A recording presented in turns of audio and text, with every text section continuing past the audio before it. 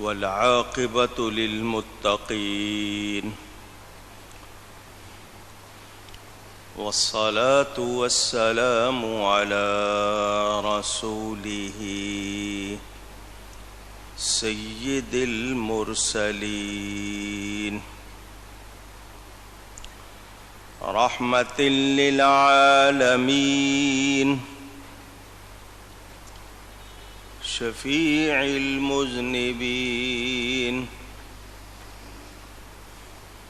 سيد الأولين والآخرين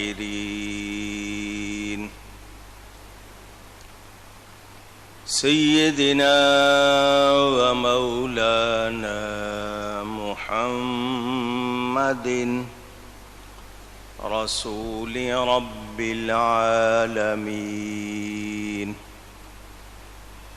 وعلى آله وصحبه أجمعين.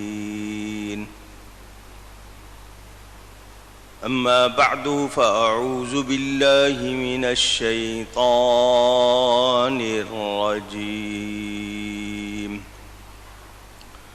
بسم الله الرحمن الرحيم.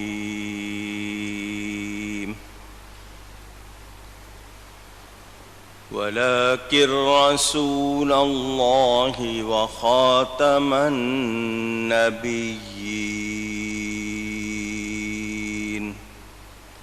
صدق الله العلي العظيم.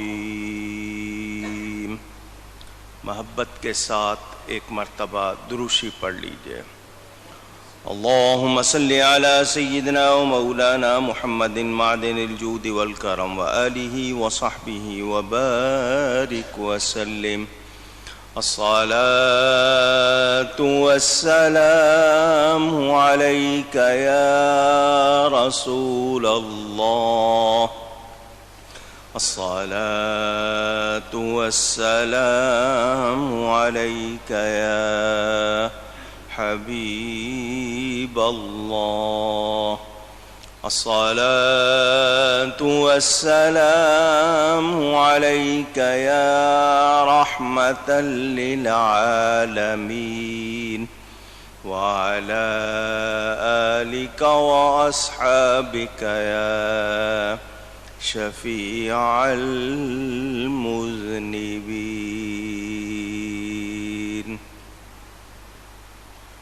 حمد و صلاۃ کے بعد قرآن کریم کی ایک آیت کے کچھ الفاظ آپ کے سامنے تلاوت کیے ہیں. عیسوی تقویم جس کو آپ انگلش کیلنڈر بولتے ہیں، اس کے مطابق یہ 9ویں مہینے کا پہلا ہفتہ ہے، سپٹمبر. اس کی 7 تاریخ پاکستان کی قومی اسمبلی نے 1974 میں 1974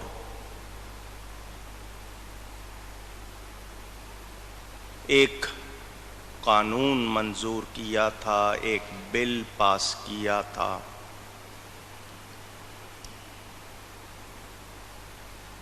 اہل ایمان اس حوالے سے اس موقع پر اس کی تجدید یعنی اس کو تازہ کرتے ہیں تاکہ لوگوں کو صحیح معلومات یاد رہیں، ان کے ذہن سے محو نہ ہو جائیں یعنی گم نہ ہو جائیں.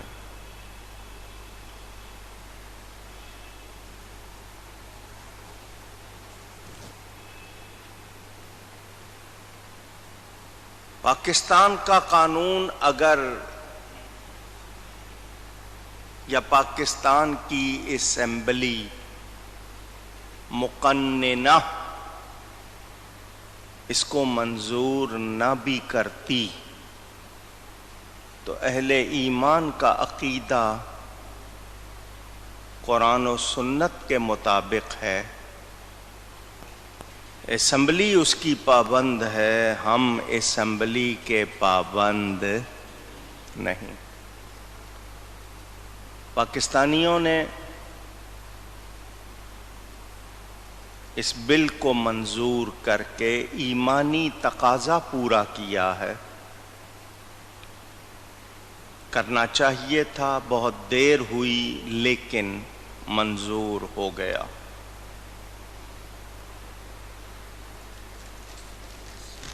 مہربانی۔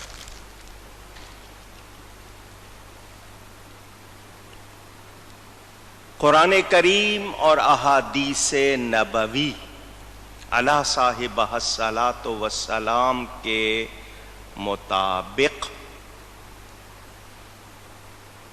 میرے پیارے نبی پاک حضرت سیدنا محمد بن عبداللہ بن شیبۃ الحمد عبد المطلب بن ہاشم یقیناً بلا شبہ اللہ تعالی کے آخری رسول ہیں۔ ان کی ظاہری حیات میں اور ان کے بعد کسی قسم کا کوئی نبی نہیں، وہ آخری نبی ہیں۔ یہ اسلام کا، اہل ایمان کا قطعی ٹھوس عقیدہ ہے، اور اس میں کسی ہیر پھیر کی کوئی گنجائش نہیں۔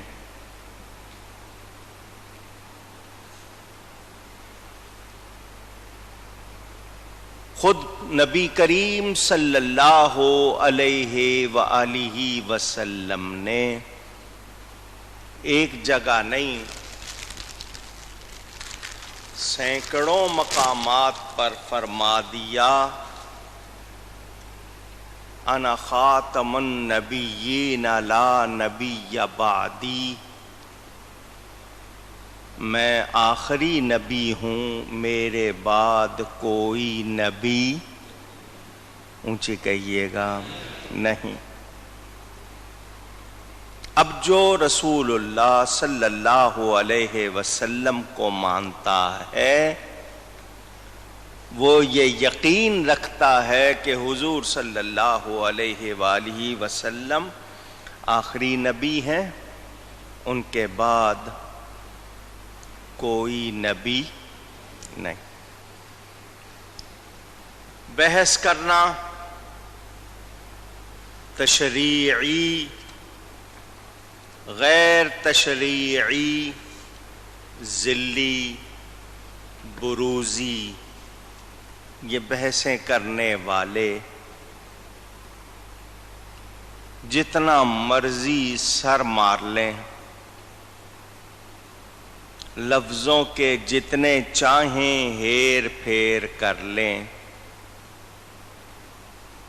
وہ کوئی گنجائش نکال سکتے نہیں۔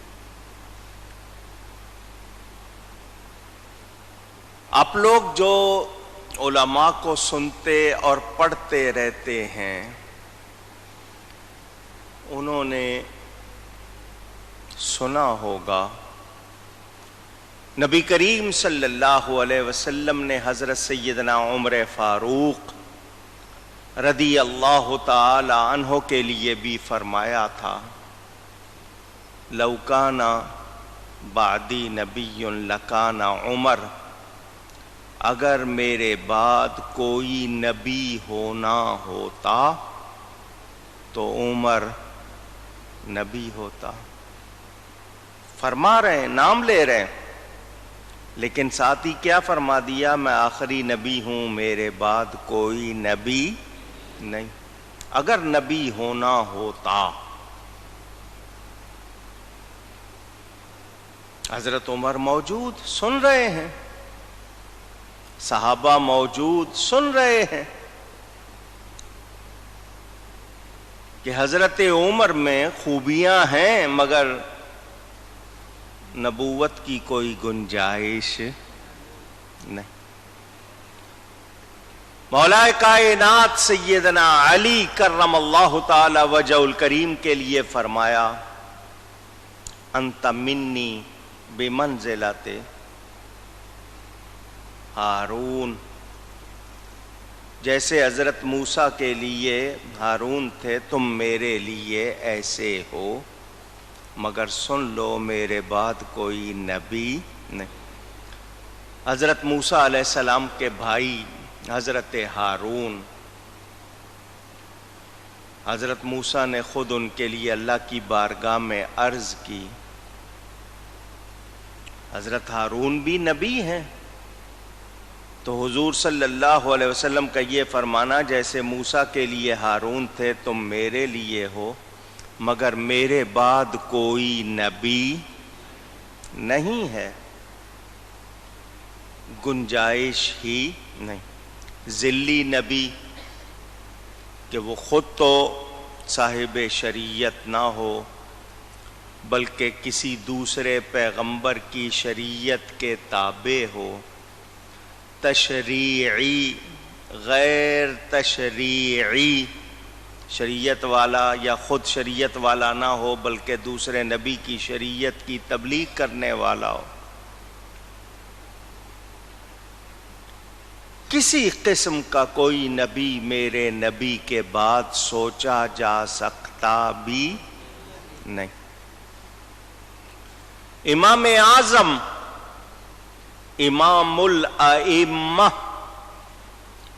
سراج الامہ، کاشف الغمہ، عربی کے لفظ ہیں، اماموں کے امام، امت کے لیے ایسے جیسے آفتاب ہوتا ہے، اندھیرے دور کرنے والے، بڑی شان، بڑا مقام، امام المسلمین، مسلمانوں کے امام، حضرت سیدنا نعمان بن ثابت کوفی، حضرت امام اعظم ابو حنیفہ رضی اللہ تعالی عنہ کے زمانے میں ایک شخص نے نبی ہونے کا جھوٹا دعویٰ کر دیا۔ کچھ لوگوں نے کہا چلو اس سے دلیل مانگتے ہیں، معجزہ مانگتے ہیں۔ امام اعظم نے فرمایا جو اس سے دلیل معجزہ مانگے گا وہ بھی کافر ہو جائے گا۔ کیوں؟ کہ جو چیز ممکن نہیں ہے اس کو ممکن مان لیا، حضور کے بعد تو نبی ہو نہیں سکتا، تو ان کا یہ خیال کہ دلیل دے دے تو کیا مطلب ممکن ہو جائے گا، گنجائش نہیں ہے۔ اتنا سخت مسئلہ ہے یہ، کسی ہیر پھیر کی گنجائش نہیں ہے۔ آپ نے علماء سے یہ بھی سنا ہوگا، تاریخ میں پڑھا ہوگا، سیرت کی کتابوں میں پڑھا ہوگا، میرے پیارے نبی پاک صلی اللہ علیہ وسلم نے جب پردہ فرمایا تو کچھ قبیلوں نے زکوٰۃ کا انکار کر دیا۔ کلمہ پڑھیں گے، نماز پڑھیں گے، مگر زکوٰۃ نہیں مانتے، اپنے اوپر زکوٰۃ کی فرضیت کا انہوں نے انکار کر دیا۔ نماز پڑھتے تھے، کلمہ پڑھتے تھے، قرآن پڑھتے تھے، مگر زکوٰۃ کا انکار کر دیا۔ خلیفہ رسول سیدنا صدیق اکبر رضی اللہ تعالی عنہ نے ان سے کہا زکوٰۃ کو مانو اور زکوٰۃ ادا کرو ورنہ میں تم سے جہاد کروں گا۔ وہ باغی، وہ غدار کہلائے، اور خلیفہ رسول نے ان سے جہاد کیا۔ ایک حکم کا انکار، صرف ایک حکم کا انکار، خلیفہ رسول نے رعایت کی۔ پوچھ رہا ہوں،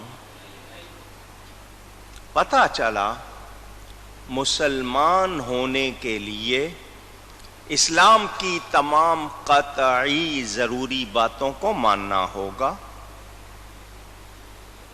اگر آپ مسلمان ہونا چاہتے ہیں تو اسلام کی تمام ضروری قطعی باتوں کو ماننا ہوگا۔ انکار کے لیے صرف ایک ضروری بات کا انکار کر دیں، کافر ہو جائیں گے۔ کافر کہتے ہی انکار کرنے والے کو۔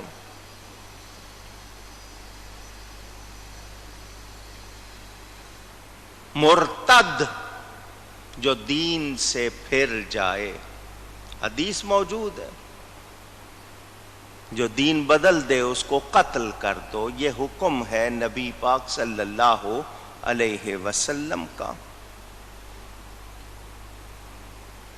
مرتد دین سے پھر جانے والا۔ بخاری شریف میں ہے حضرت ابو موسیٰ نصر نے یمن میں ایک مرتد کو قتل کروا دیا۔ وہ پہلے مسلمان تھا، پھر یہودی ہو گیا، اور قتل کروا کے کیا کہا، یہ اللہ اور اس کے رسول کا فیصلہ ہے، یعنی میں نے جو کیا ہے وہ اللہ اور اس کے رسول کے فیصلے کے مطابق کیا۔ بخاری شریف کی شرح فتح الباری علماء میں مشہور، اس میں یہ موجود، مولائے کائنات سیدنا علی کرم اللہ تعالی وجہ الکریم نے زندیقوں کو آگ میں ڈلوا دیا۔ انہوں نے آیات قرآنیہ اور اسلامی عبادات میں تبدیلی کی تھی، آپ نے آگ میں ڈلوا دیا۔ دھیان سے سننا، آپ کے جسم میں اگر کوئی زخم ہو جائے، مثلا انگلی زخمی ہو گئی، بندہ ماریں گے یا انگلی کا علاج کریں گے؟ پوچھ رہا ہوں۔ اگر اس میں ایسا زخم جو پھیل کر پورے جسم کو خراب کر سکتا ہے تو انگلی کاٹیں گے یا نہیں؟ پوچھ رہا ہوں، تاکہ باقی جسم بچ۔ اسلام دین ہے، مسلمان سارے مل کر ایک جسم کی طرح ہیں۔ کوئی عقیدہ خراب کر کے، ضروری عقیدہ خراب کر کے پوری ملت اسلامیہ کو بگاڑنا چاہے تو اس شخص کو الگ کریں گے، ملت کی حفاظت کی جائے گی۔ صحیح کہہ رہا ہوں؟ لہذا تاریخ موجود ہے، وہ تمام لوگ جنہوں نے دین کے خلاف سازش کی، دین کے بنیادی عقیدوں میں گڑبڑ کی، ان کے ساتھ کوئی رعایت کی جا سکتی نہیں اور کی نہیں گئی۔ آج اگر کوئی رعایت چاہتا ہے تو وہ دین کے تقاضوں کو، دین کی باتوں کو سمجھتا نہیں ہے، اس کو سمجھایا جائے گا، ورنہ اس کے لیے بھی وہی حکم ہوگا۔ حضرت موسیٰ علیہ السلام کوہ طور پر تشریف لے گئے، پیچھے قوم نے گائے کے بچڑے کی پوجا شروع کر دی، گوسالہ پرستی۔ روح المعانی تفسیر کا نام ہے، علامہ محمود علوسی بغدادی رحمت اللہ علیہ لکھتے ہیں کہ بنی اسرائیل کو جو سزا ملی وہ قتل کیے گئے، اسی لیے کہ انہوں نے دو جرم کیے تھے، ایک توحید کو چھوڑ دیا تھا، اللہ کو ایک ماننا، کیونکہ گائے کے بچڑے کی پوجا شروع کر دی تو گوسالہ پرستی، ایک تو یہ کیا، دوسرا انہوں نے موسیٰ علیہ السلام کی توہین کی، اس لیے ان کو قتل کیا گیا۔ یہ باتیں کیوں سنا رہا ہوں؟ آپ کو عقیدہ معلوم ہو جائے کہ جب عقیدے کی بات آتی ہے تو پھر رعایت ہو سکتی نہیں۔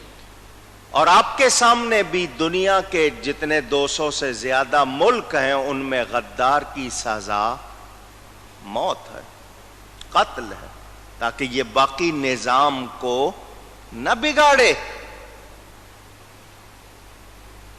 آج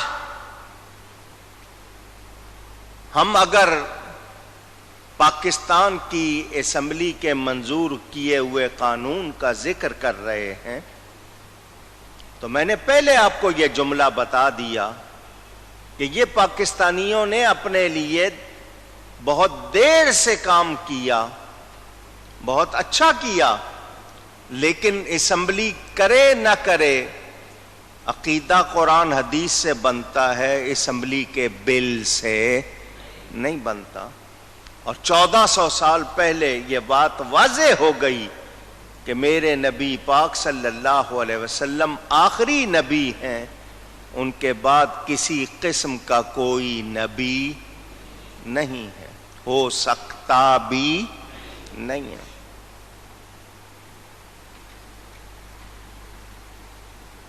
مسیلمہ نامی شخص نے نبوت کا جھوٹا دعویٰ کر دیا، اس کو کذاب کہا جاتا ہے۔ کذاب بہت جھوٹے کو کہتے ہیں، ایک ہوتا ہے کاذب اور ایک ہے کذاب۔ کاذب جھوٹے کو کہتے ہیں، جو کذاب ہے بہت زیادہ جھوٹا۔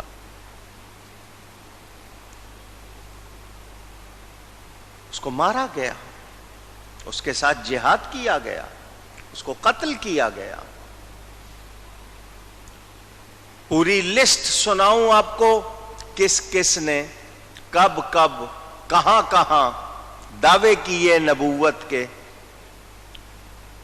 کیونکہ میرے پیارے نبی پاک صلی اللہ علیہ وسلم کا ارشاد کہ میرے بعد دجال اور کذاب ہوں گے جو نبوت کا جھوٹا دعویٰ کریں گے، سن لو میں آخری نبی ہوں، میرے بعد کوئی نبی نہیں۔ مسلمان قرآن پڑھتے ہیں، سورہ فاتحہ پہلی سورت، اس کے بعد دوسری سورت کا نام کیا ہے؟ سورہ بقرہ، البقرہ۔ اس کی ابتدائی آیات میں مسلمانوں کی 6 نشانیاں بیان کی گئی ہیں۔ الذین یؤمنون بالغیب ویقیمون الصلاۃ ویؤتون الزکاۃ۔ آپ پڑھتے ہیں نا، اس میں کیا ہے؟ والذین یؤمنون بما انزل الیک وما انزل من قبلک۔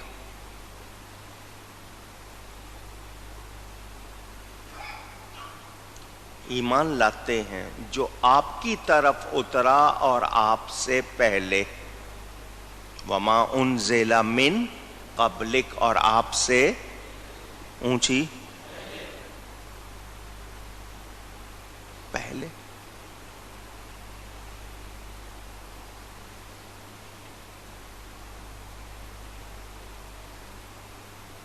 وہاں آپ نے نشانیوں میں پہلے ایمان بالغیب، پھر نماز، وَمِمَّا رَزَقْنَاهُمْ يُنْفِقُونَ، جو اللہ نے دیا ہے اس میں سے خرچ کرتے ہیں، وہ نشانی ہے۔ اس کے بعد آپ نے کیا کہا؟ جو آپ کی طرف اترا اور آپ سے، ذرا اونچی کہیے گا، پہلے۔ بات کا کوئی ذکر ہے؟ اونچی کہیے گا۔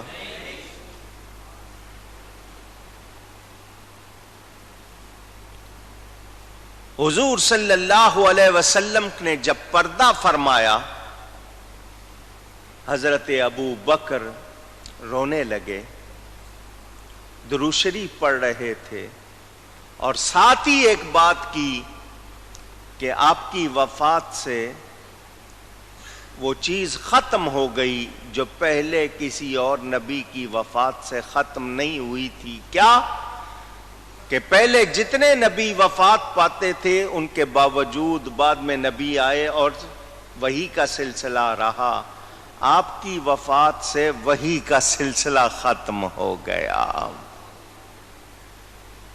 حضرت ابو بکر الصدیق مزاج شناس رسول یہ کہہ رہے ہیں کیونکہ حضور کے بعد کچھ نازل ہونے والا نہیں. اب یہ نبوت کے جھوٹے دعوے کیوں ہوئے؟ مرزا قادیانی کون ہے؟ آئیے اس بارے میں آپ کو کچھ بتا دوں. اس سے پہلے ایک مسئلہ اور، تاکہ آپ کو عقیدہ یاد ہو جائے. میں نے ابھی تک جتنی باتیں کی آپ کو بنیادی طور پر خلاصہ بتا دیا. قرآن کی جو آیت میں نے پڑھی، اللہ فرماتا ہے وَلَٰكِن رَّسُولَ اللَّهِ وَخَاتَمَ النَّبِيِّينَ.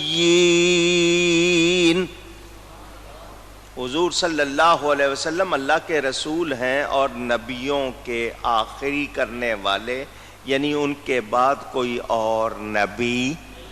اونچی خاتم خاتم دونوں لفظ عربی کے، زبر سے پڑھیں یا زیر سے پڑھیں. کچھ لوگ کہتے ہیں اس کے معنی مہر ہیں، تو جب مہر لگ جاتی ہے اس کے بعد لفافے پہ سیل لگا دو، کوئی چیز اندر داخل ہو سکتی ہے؟ نہیں. اگر مہر بھی منع کرتے ہو تو حضور مہر لگ گئی، اب کوئی اور اندر آ سکتا نہیں. خاتم النبیین عربی کے الفاظ قرآن میں موجود، ان کا معنی آخری نبی. حضور صلی اللہ علیہ وسلم نبیوں کے آخر، ان کے بعد کسی قسم کا کوئی نبی نہیں. ایک مرتبہ پھر یاد کر لو خاتم النبیین کے معنی، اور اونچی ایک بار اور آخری. جو اس معنی کے خلاف کرے، کہے کہ خاتم کا معنی آخری نہیں، حضور آخری نبی نہیں، بالاتفاق. بالاتفاق کا مطلب پوری دنیا کے علماء اسلام کا یہ اتفاق کہ وہ دائرہ اسلام سے خارج ہو گیا، اب اس کا اسلام میں کوئی دخل نہیں رہا.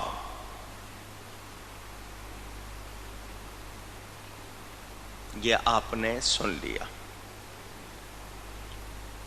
1840 عیسوی میں گرداسپور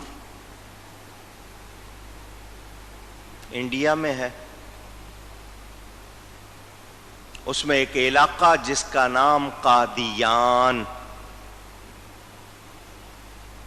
وہاں ایک شخص پیدا ہوا، مغل قوم سے تعلق تھا، نام مرزا غلام احمد، باپ کا نام غلام مرتضی. جاننے والے جانتے ہیں نبی غلام نہیں ہوتا. نبی اونچی، اس کا تو نام بتا رہا ہے یہ غلام ہے، اور غلام کبھی نبی نہیں ہوتا. ماں کا نام چراغ بی بی، مگر اس کو گھسیٹی کہا جاتا تھا. اہل علم جانتے ہیں کہ نبوت کے لیے نسبی طور پر کیا خوبیاں ہوتی ہیں، خاندانی طور پر وہ بھی اس کو حاصل نہیں. برلاس مغل قوم، اس سے تعلق تھا اس کا. 26 مئی 1908 کو یہ مرا. کل عمر 69 برس بتائی جاتی ہے، کچھ لوگ 70 برس شمار کرتے ہیں. دادے کا نام عطا محمد تھا، پردادا کا نام